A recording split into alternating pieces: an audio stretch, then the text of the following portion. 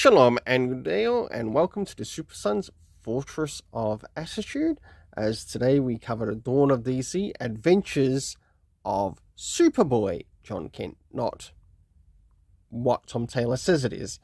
So, moving into first things first, and that is in relation to the cover. Does this cover in any way, shape, or form connect to something that is happening inside of the story? Not so much, but overall I give it a 7 out of 10. It's now time to move into the internal art, as well as having a look at what's happening story-wise.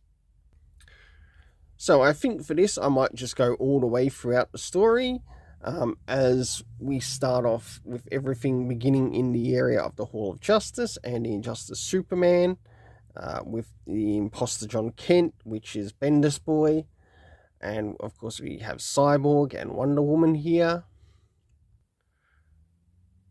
The story continues as the Injustice Superman heads out with Sinestro, and of course Batman is doing a bit of an investigation himself. And if you have a bit of a look here, what they've done with Ultraman, this Ultraman almost looks like a robot, and there's some dialogue here that Lex brings up. And it says, Ultraman came here to kill Clark, which means with a strategy to do so. And as he removes his particular symbol, we see that he's got like almost some form of... he reminds me a little bit like Cyborg Superman. Now, whether this is actually meant to be Ultraman, or is this a Ultraman robot?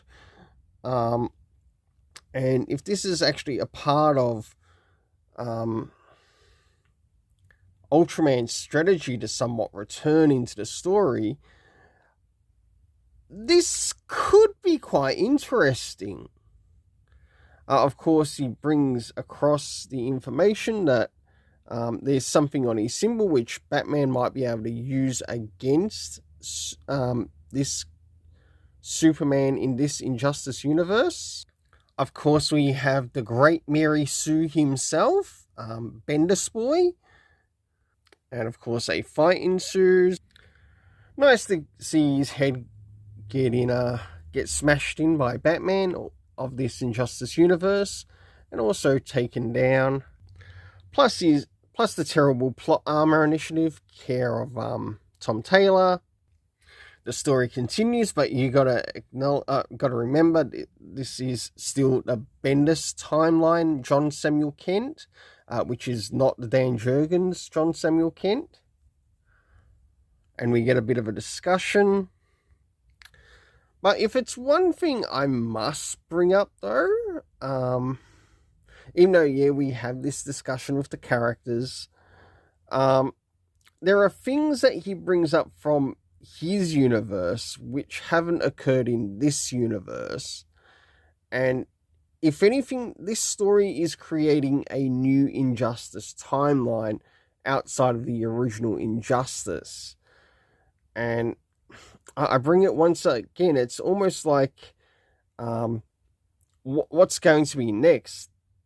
A Injustice version of Crisis of Infinite Earths event, care of DC Comics. I wouldn't put it past them to do something like this because of how stupid they've been with ideas and events, and especially giving a exclusive contract to Tom Taylor. No, I think this is the time to remove the exclusive contract, not give it to him.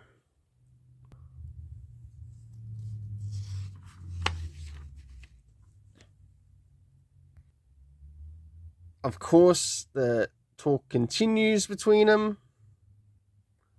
and then they finally leave. He catches up with the Damian Wayne of this universe, which Tom Taylor has ruined. On top of that, he also visits the great villain, Jay Nakamura, in Gamora in this universe. And of course, he's in Gamora, like Sodom. Of course, they have a bit of dialogue between each other. And if it's one thing I'd really like to see, and I do actually agree with Rocky in this, I really think that this Jay Nakamura should actually be his enemy. Like, literally his enemy.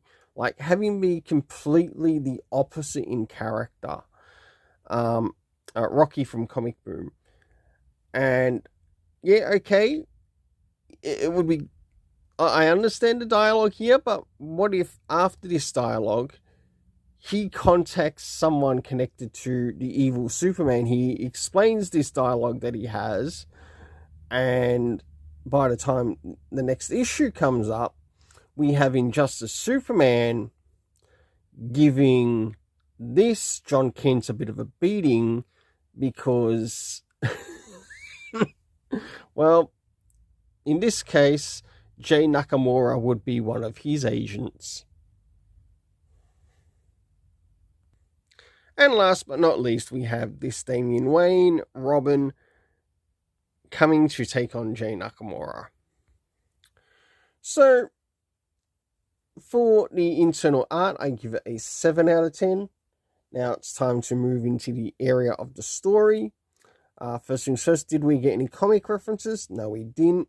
So we'll see how things go with issues 5 and 6, to which with issue 6, I'll be getting an additional variant. In regards to the next thing is the area of time, to which we get 30 minutes later being used.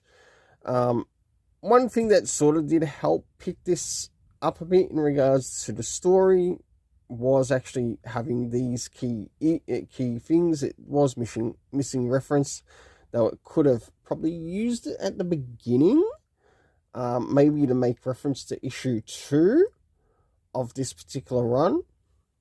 The location, the Injustice Earth universe, we had the Hall of Justice, and also an underground base. And last but not least, Gamora in the locations. We had the imposter John Kent, Superboy. We had Superman, Wonder Woman, Cyborg. No doubt he'll be probably Cyborg in the Titans run, care of Tom Taylor. We also had... who was it? Lex Luthor, Sinestro, Catwoman, Harley Quinn, Batgirl, Ultraman. But I'm wondering if it might be an Ultraman robot, just to see, just in what I showed earlier. We had Alfred, we had the Injustice Damian Wayne, Robin. We also had Jay the Terrorist Nakamura. For the overall story rating in this, I give a 6.5 out of 10. We'll see you again at Super Sons Fortress of Attitude, to which the next one that will probably be happening will be a Rainbow Press and Comics crossover with the Super Sons Fortress of Attitude, as we cover the next issue of Action Comics, which follows the Dan Jurgens. And we'll see you again at the Super Sons Fortress of Attitude.